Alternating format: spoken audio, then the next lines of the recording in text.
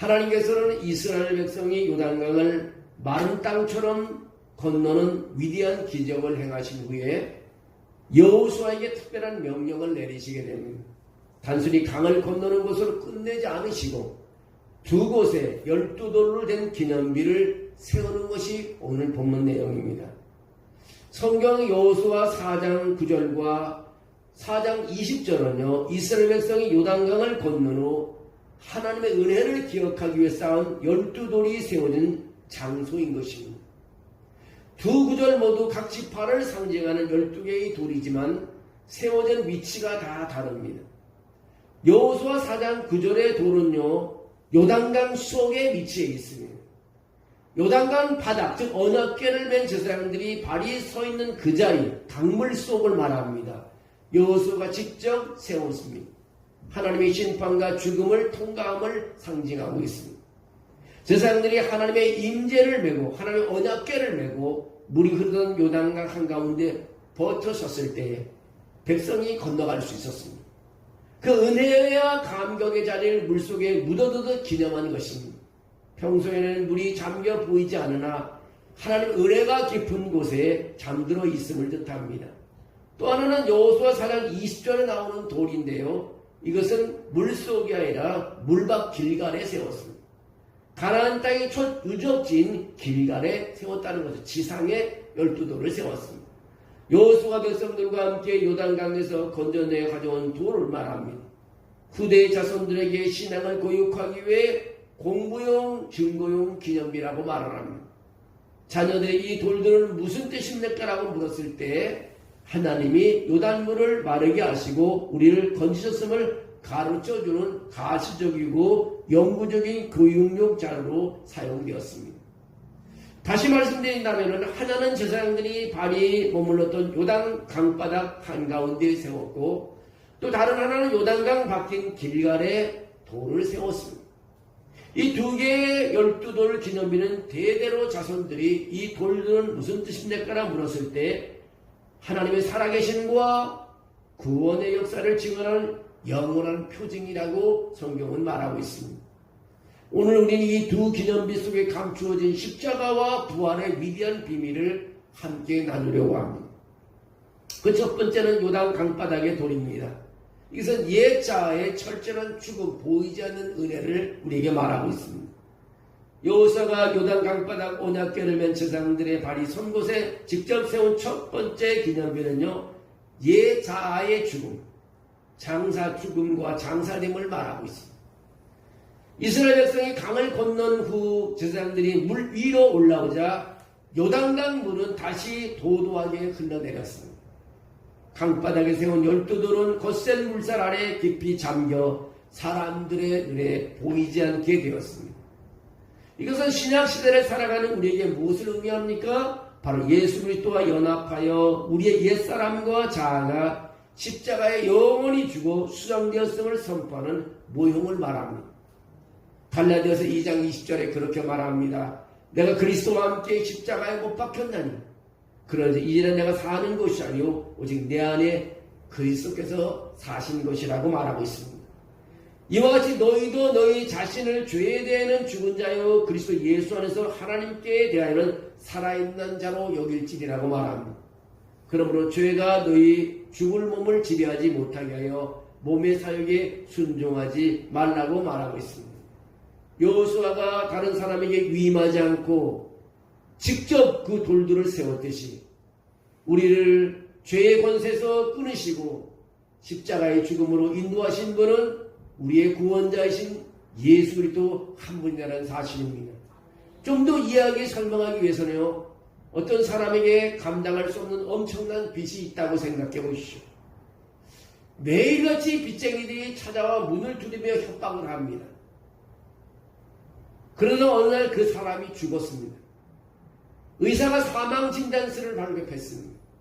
그 순간 아무리 악랄한 빚쟁이라도 죽은 사람에게는 더 이상 빚을 갚으라고 요구할 수가 없습니다.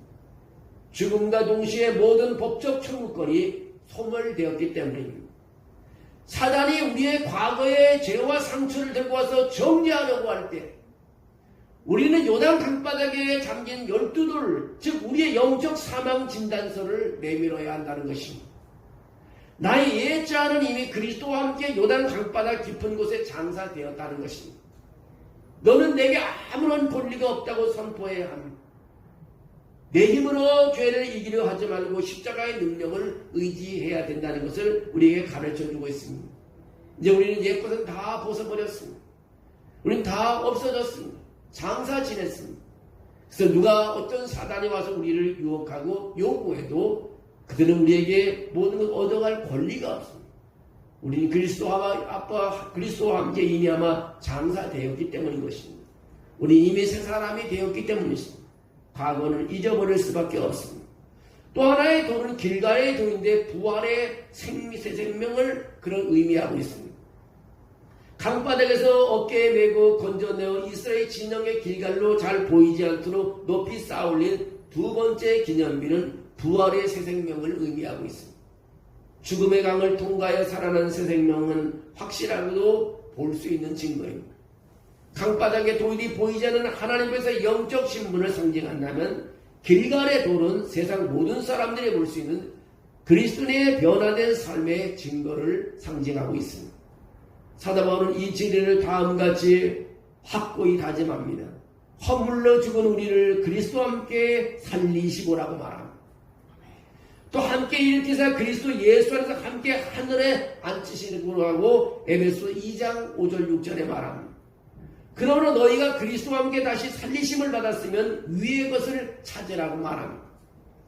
땅의 것을 생각하지 말고 위의 것을 생각하라. 이는 너희가 죽었고 너희 생명이 그리스도와 함께 하나님 안에 감추어졌음이라고 골로새서 3장 1에서 3절에 말하고 있습니다.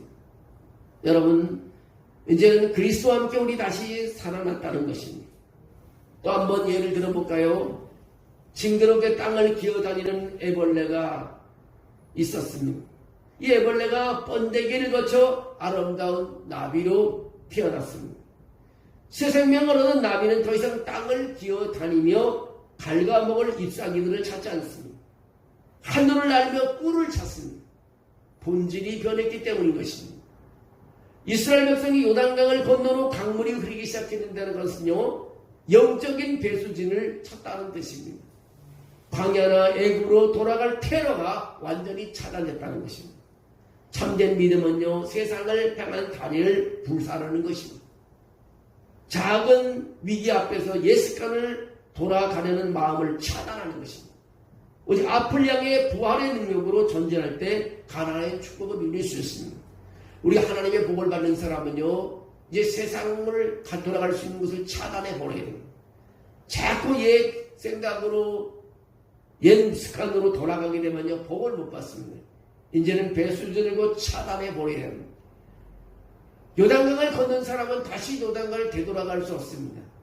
이미 아마 물이 불어서 그 요단강이 갈라졌던 것이 다 물이 다시 원위치가 됐기 때문에 이제는 다시 돌아갈 수 없습니다. 모든 것이 차단된 상태입니다. 우리 신앙생활이 옛 습관에서 돌아와야 됩니다.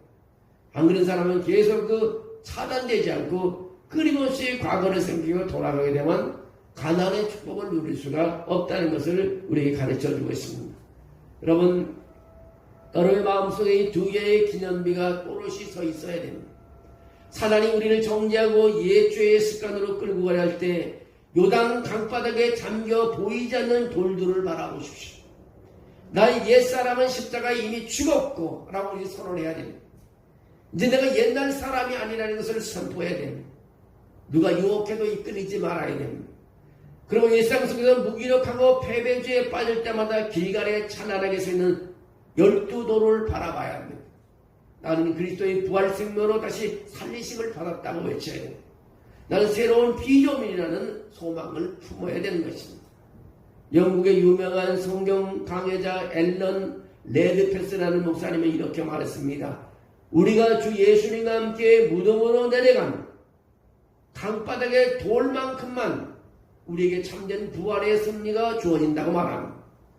부활의 승리는 길갈의 돌이요, 무덤에 내려간 것은 강바닥의 돌이라고 말하는 것입니다.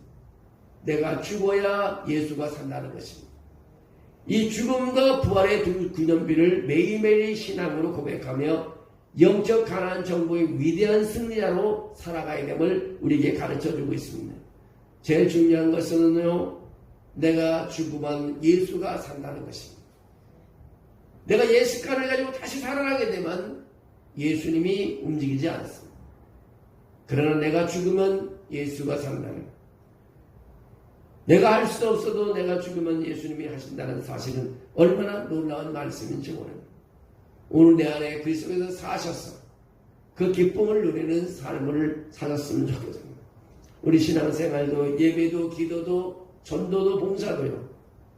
우리는 항상 과거의 습관을 버려야지 계속해서 광야로 가려고 그래요. 애굽으로 되돌아가려고 그러면요.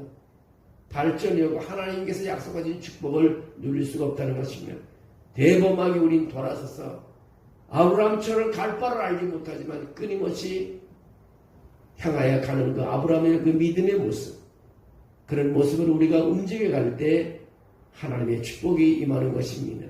이스라엘 백성들은 이제는 요단강을 지나 가나안의 정복에 정복하고 가나안의 축복을 누리는 삶을 우리가 볼 수 있습니다. 항상 하나님은 우리 앞에 예비해 놓은 것이 있습니다. 돌아가지 마시고 앞으로 나가는 승리자가 되시기를 주의 이름으로 축원합니다.